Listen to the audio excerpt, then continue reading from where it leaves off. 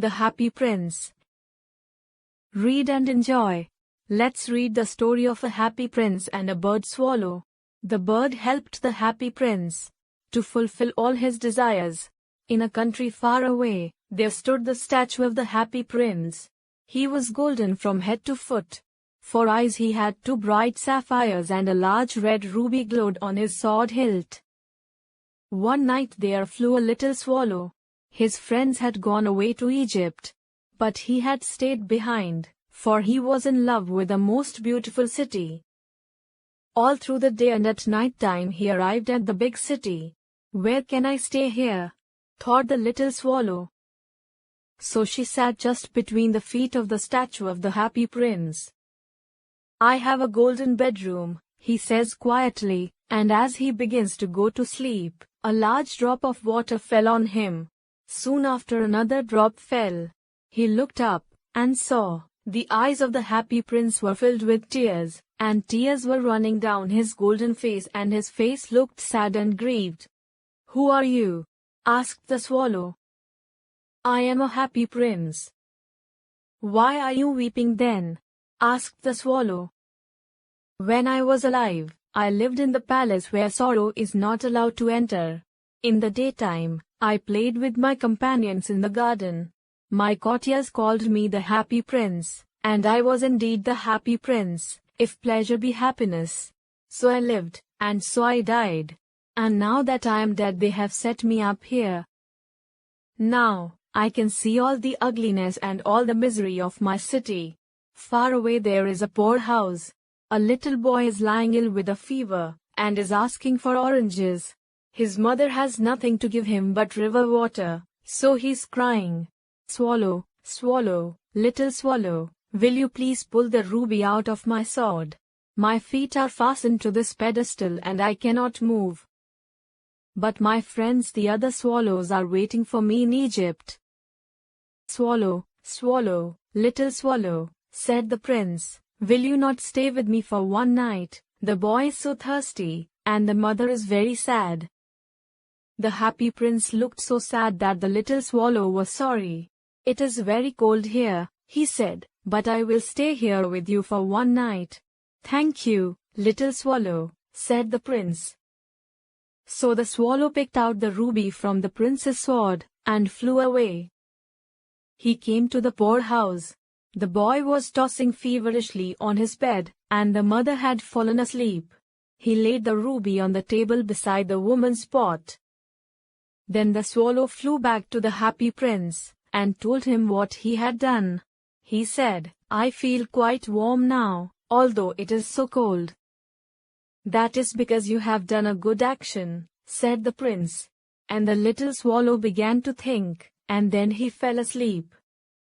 The next day in morning he flew down to the river and had a bath.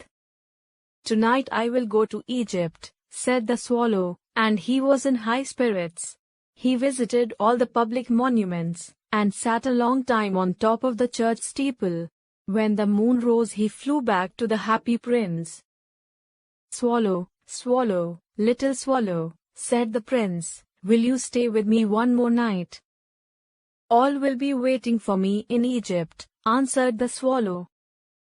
"Swallow, swallow, little swallow," said the prince, "far away across the city, I see a young man in a top story.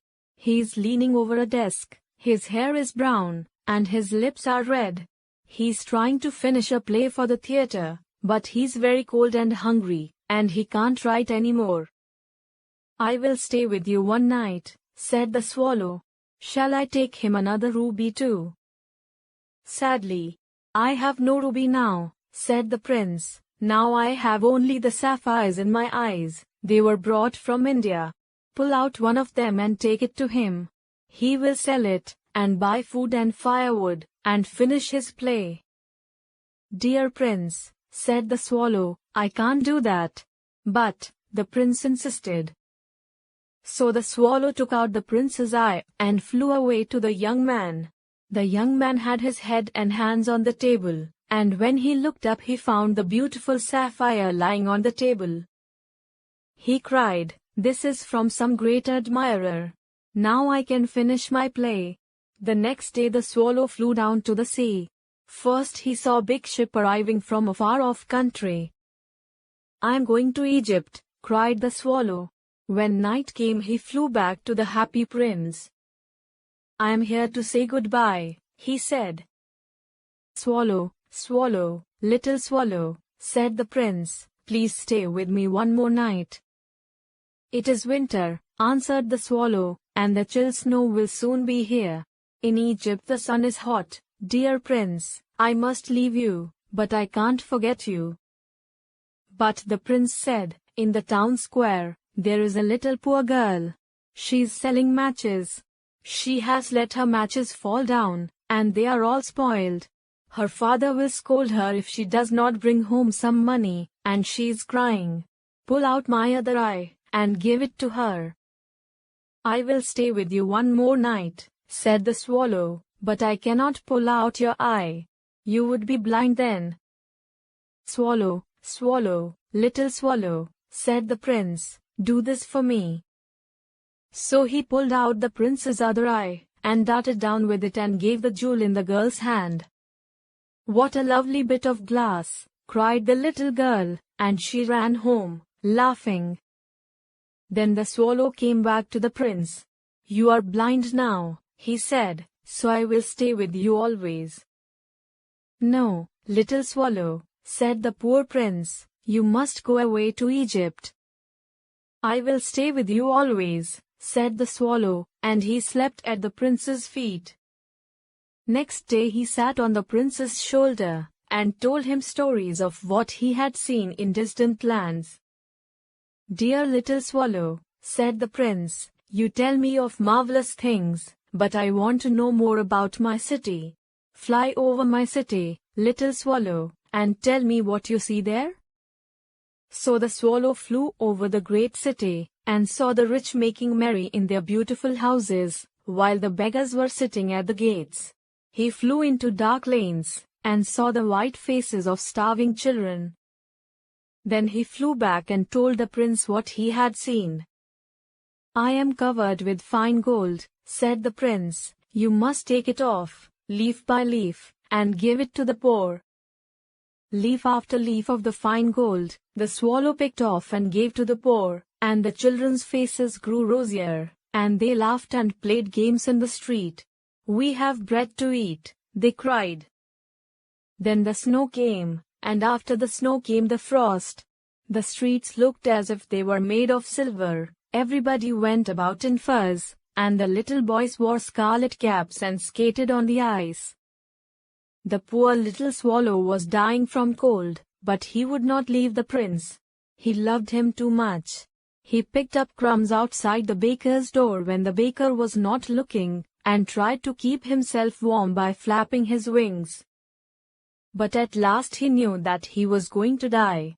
He had just enough strength to fly up to the prince's shoulder once more. "Goodbye, dear prince," he murmured. "I am glad that you are going to Egypt at last, little swallow," said the prince. "You have stayed too long here." "It is not to Egypt that I am going," said the swallow.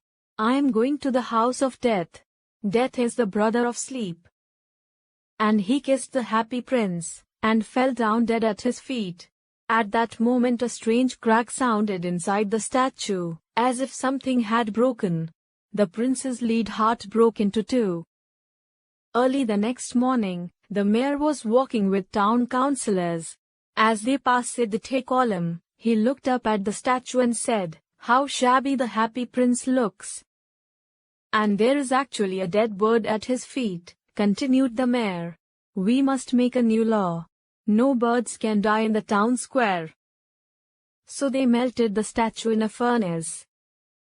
"That's strange," said the worker of the furnace. "This broken lead heart is not melting. We must throw it away." So they threw it on a dust heap where the dead swallow was also lying. "Bring me the two most precious things in the city," said God to one of his angels, and the angel flew down and brought him the lead heart and the dead bird swallow there. "You have rightly chosen," said God. "Now this bird can happily sing in my garden, And the happy prince can live in my city of gold forever too.